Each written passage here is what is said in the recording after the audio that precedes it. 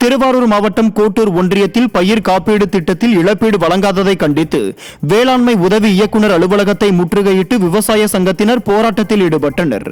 கடந்த ஆண்டு பருவம் தவறி பெய்த மழையால் குறுவை, சம்பா, தாளடி பயிர்கள் பாதிக்கப்பட்டது. பயிர் காப்பீட்டு திட்டத்தை மத்திய மாநில அரசுகளை ஏற்று நடத்த விவசாயிகள் கோரிக்கை வைத்துள்ளனர். இந்த நிலையில் கடந்த ஆண்டிற்கான பயிர் காப்பீட்டு தொகை வழங்காததை கண்டித்து விவசாய சங்கத்தினர் போராட்டத்தில் ஈடுபட்டனர். விடிய அரசு விவசாயிகளை வஞ்சித்து வருவதாக அப்பகுதி மக்கள் குற்றம் சாட்டுகின்றனர். மதுரையில் 108 ஆம்புலன்ஸ் வாகனத்தை சேதப்படுத்தி ஊழியர்களை தாக்கிய நபரை போலீசார் கைது செய்தனர். கோச்சடை நடராஜ் நகர் பகுதியில் முருகேஸ்வரி என்பவர் கணேசன் என்பவருக்கு தலையில் காயம் ஏற்பட்டுள்ளதாக கூறி 108 ஆம்புலன்ஸுக்கு தொடர்பு கொண்டு அழைத்துள்ளார். இதையடுத்து நோயாளியை பரிசோதித்துவிட்டு ஆம்புலன்ஸில் ஏற்ற முற்படும் போது கணேசனின் மகன் சரவணகுமார் தந்தையை ஆம்புலன்ஸில் ஏற்றக்கூடாது என கூறி ஆம்புலன்ஸ் பெண் உதவியாளரான தேவதாவை ஆபாசமான வார்த்தைகளால் பேசியதோடு ஆம்புலன்ஸ் ஓட்டுநர் அருண்குமாரையும் கடுமையாக தாக்கி ஆம்புலன்ஸ் வாகனம் மீது கல் எறிந்துள்ளார். இது குறித்து ஆம்புலன்ஸ் பெண் பணியாளர் அளித்த புகாரின் பேரில் சரவணகுமாரை போலீசார் கைது செய்தனர். நீலகிரி மாவட்டம் குன்னூரில் நிழற்குடையின்றி பரிதவிக்கும் பயணிகளை கண்டும் காணாமல் உள்ள விடியா திமுக அரசுக்கு கண்டனம் எழுந்துள்ளது. குன்னூரில் பேருந்துக்காக காத்திருக்க நிழற்குடை வசதி கூட இல்லாததால் நூற்றுக்கணக்கான பயணிகள் மழைக்கு ஒதுங்கி நிற்க கூட இடம் இல்லாமல் பெரும் அவதிக்குள்ளாகி வருகின்றனர். எனவே விரைவில் நிழற்குடை அமைத்து தருமாறு விடியா திமுக அரசுக்கு பொதுமக்கள் கோரிக்கை விடுத்துள்ளனர். தஞ்சாவூர் மாவட்டம் பாபநாசம் அருகே பாசன வாய்க்கால் தூர்வாரப்படாததால் 1000 ஏக்கர் விவசாய நிலங்கள் பாதிக்கும் நிலை ஏற்பட்டுள்ளது. பாபநாசம் அருகே உள்ள பெரிய வாய்க்கால் கால்வாயை நம்பி உமையால்புரம், ராமானுஜபுரம் உள்ளிட்ட பகுதிகளில் வாழை, கரும்பு, நெல் உள்ளிட்டவை பயிரிடப்பட்டு வருகிறது.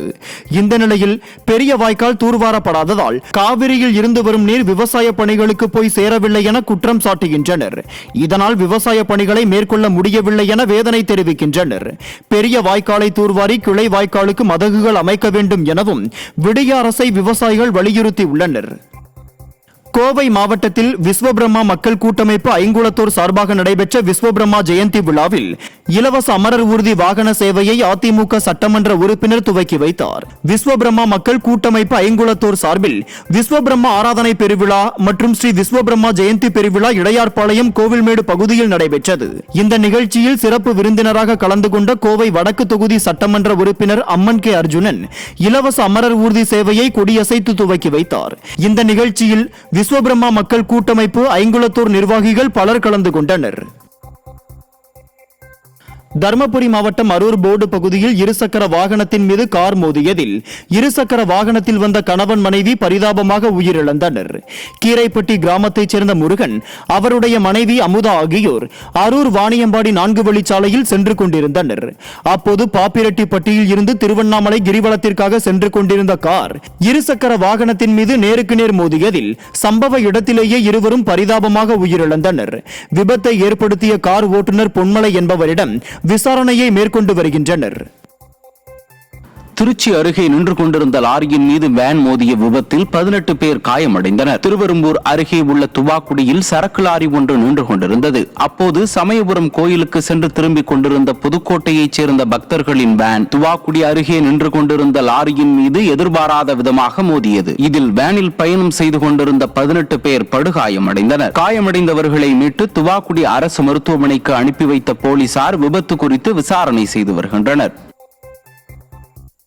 புதுக்கோட்டை மாவட்டம் திருமயத்தில் உள்ள ஆக்கிரமிப்பு வீடுகளை அகற்ற வந்த ஜேசிபி வாகனத்தை மறித்து அப்பகுதி மக்கள் சாலை மறியலில் ஈடுபட்டனர். திருமயம் அருகே உள்ள லெனின் நகரில் நீதிமன்ற உத்தரவை அடுத்து 60க்கும் மேற்பட்ட வீடுகளை இடிப்பதற்காக விடிய அரசின் நீர்வளத்துறையினர் ஜேசிபி வாகனத்தை கொண்டு சென்றனர். இதனால் ஆத்திரமடைந்த அப்பகுதி மக்கள் 300க்கும் மேற்பட்டோர் தங்களது வீடுகளை இடிக்கக்கூடாது என கூறி ஜேசிபி வாகனத்தை மறித்து சாலை மறியலில் ஈடுபட்டனர்.